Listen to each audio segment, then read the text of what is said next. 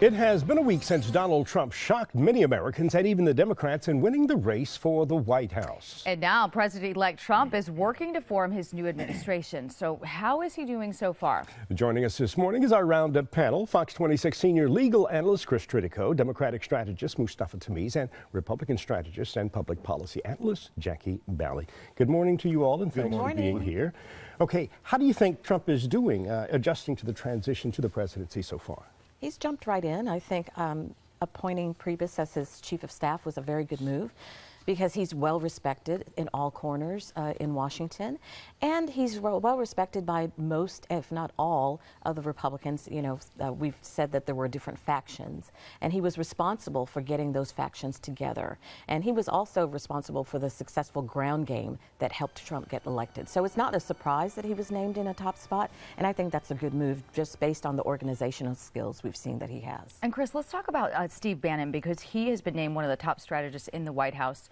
But already there's a lot of criticism given his background and maybe some of his past work. You know, I'm not surprised that Steve Bannon was named. Donald Trump, if he's proven anything, is loyal to the people that helped him.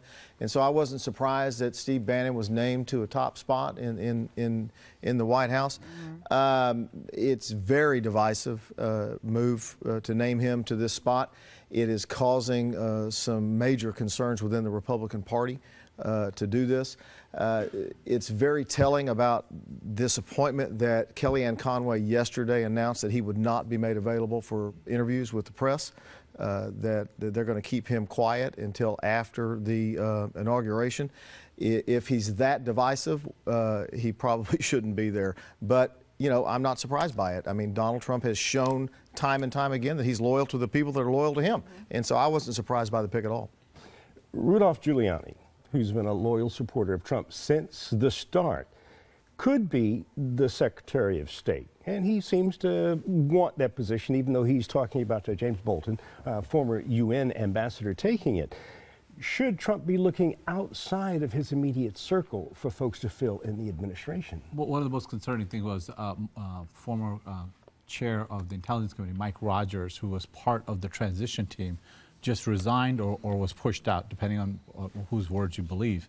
And Mike Rogers, although I disagree with him in many ways, was the former chair of the Intelligence Committee, understood the intelligence apparatus and understood our government. And so people like that have left the transition committee, and it's been, you know, exchanged by people like Jared and others who are part of the Trump family, who know very little bit about government. So if you bring somebody like Rudy Guillani as Secretary of State, who does not have any background in global politics, who's been a very divisive figure to be appointed as your nation's diplomat, is a scary venture. And on top of it, Donald Trump talked about draining the swamp. Rudy Guillani has traded his influence with foreign governments in the past, and he's going to have lots of conflicts of interest if he appoints him. I think what we're seeing is a healthy mix of some people who know how governments are run, like Rudy Guillani, if he is selected.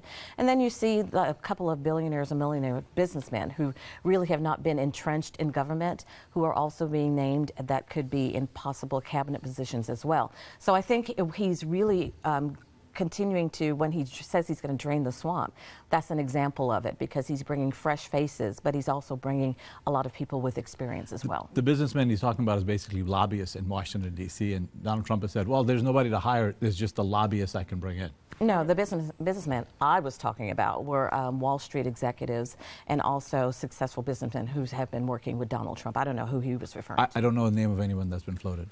Well, the transition conversation will continue. We just can't continue it right now. But we thank you all for coming in.